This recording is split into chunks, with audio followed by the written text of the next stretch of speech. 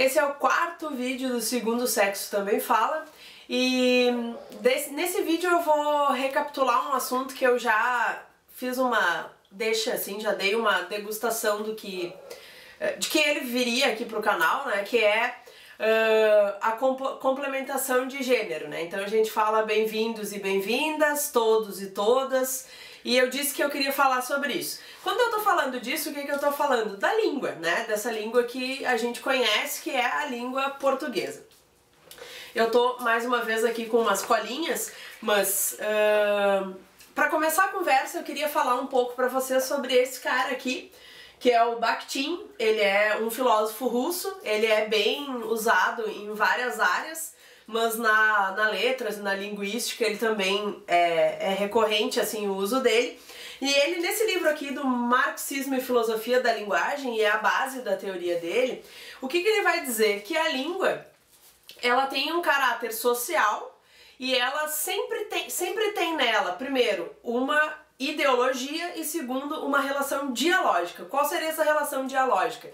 Ela sempre se dá em função de um outro. Então eu falo para alguém e de alguma forma o discurso dessa pessoa também está impregnado naquilo que eu vou dizer. Pode parecer um pouco confuso isso, mas depois em outros vídeos eu vou tentar aprofundar um pouco mais.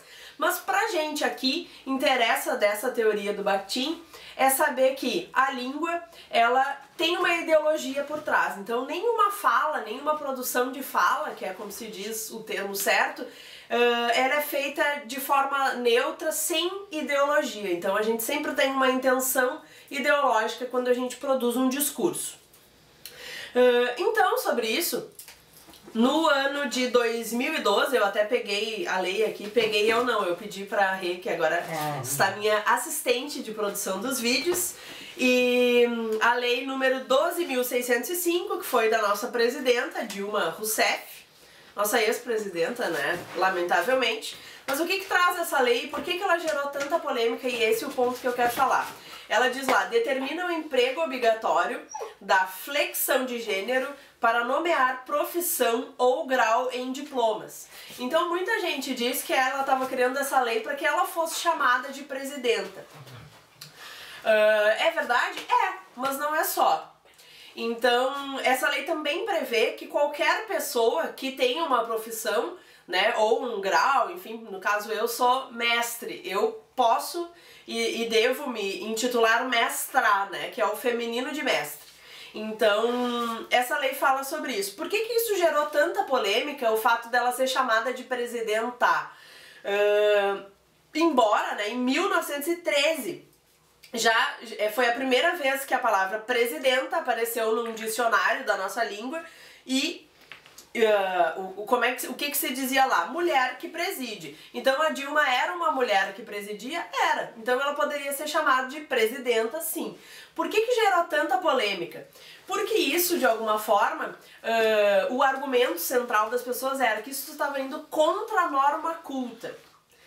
Esse é um argumento que de alguma forma me dói bastante, assim, porque a gente usava uma questão de gênero, que é o que incomodava ela ser chamada de presidenta? Porque evidenciava que era uma mulher ocupando um cargo, né, uma profissão que foi historicamente masculina, tanto que a Dilma é a primeira mulher presidenta do nosso país.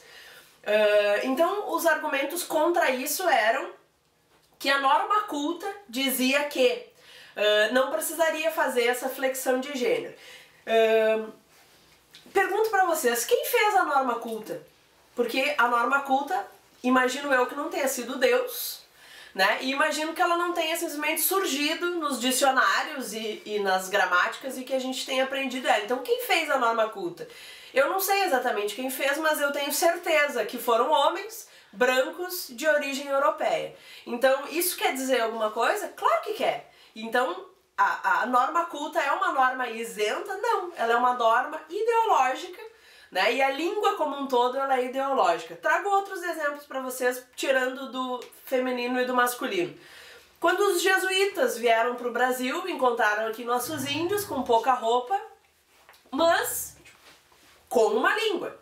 certo? A gente já tinha uma língua. E o que os jesuítas fizeram? A primeira coisa que eles chegaram aqui, ensinaram a sua língua para os índios. Por quê? Porque a língua é ideológica e é uma forma de tu dominar um povo, né? Então, ó, isso, a tua cultura, a tua língua não interessa, aprende isso, essa aqui que essa é a boa. Tanto que eles ensinaram lá, né, religião e língua, né, que são dois aparatos de poder que a gente chama. Outro exemplo que eu coloquei aqui, vocês já devem ter escutado essas e eu tô com uma professora de inglês aqui me olhando, mas vou dizer mesmo assim. A língua inglesa como a língua universal. Universal, caramba, é uma língua de pessoas que falam inglês, fim. Os espanhóis não têm que falar inglês porque não é uma língua universal. Talvez a língua dos sinais seja uma língua universal, mas mesmo assim nela, e a gente talvez vá dedicar um vídeo para falar sobre isso, sobre os pictogramas, porque eles também foram feitos por alguém e a gente sempre sabe na história quem é esse alguém e contra quem essa língua se colocou ideologicamente, né? Porque a ideologia sempre tem essa ideia de combate. Voltando para o gênero, quando a gente fala de coletivo neutro, neutro uma ova, né? Porque tem 20 mulheres numa sala e um homem. A gente se refere, olá a todos os presentes. Por que não todas as presentes e o homem estaria contemplado nesse coletivo neutro? Porque na nossa norma culta o coletivo neutro é masculino. Volto a dizer, alguém produziu esse coletivo neutro e alguém produziu essa norma culta. Para finalizar esse vídeo, aliás, antes disso resgata um pouco. Então, quando a gente usa o todos e todas, a gente usa o presidentar, de alguma forma a gente está fazendo, incluindo a mulher na língua, um pouco que a fórceps, assim, porque ainda existe muita resistência dos defensores da norma culta, que as mulheres sejam apagadas dali, como foram apagadas da história, como são apagadas dos espaços de poder. Mas o fato de incluir as mulheres na língua é um ato de resistência, sim, então me posiciono aqui defendendo esse ato. E quero que vocês pensem sobre isso. Para encerrar, eu queria ler um trechinho de um livro do Bakhtin, que rolou pela internet essa semana e eu achei que de alguma forma resumia bem o que a gente está falando aqui.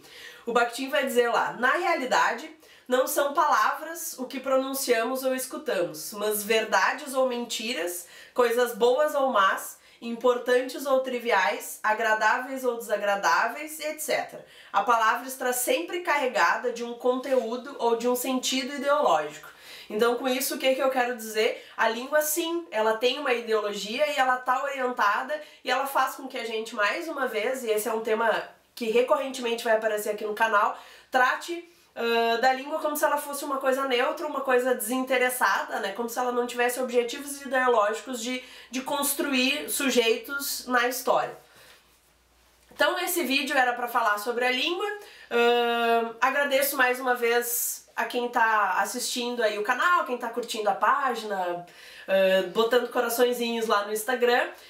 Peço que vocês me mandem nos comentários, em qualquer uma dessas redes, sugestões de assuntos que vocês gostariam que eu tratasse aqui, críticas, comentários, sugestões, só um amei, uhul, curti, todos são muito bem-vindos e até uma próxima!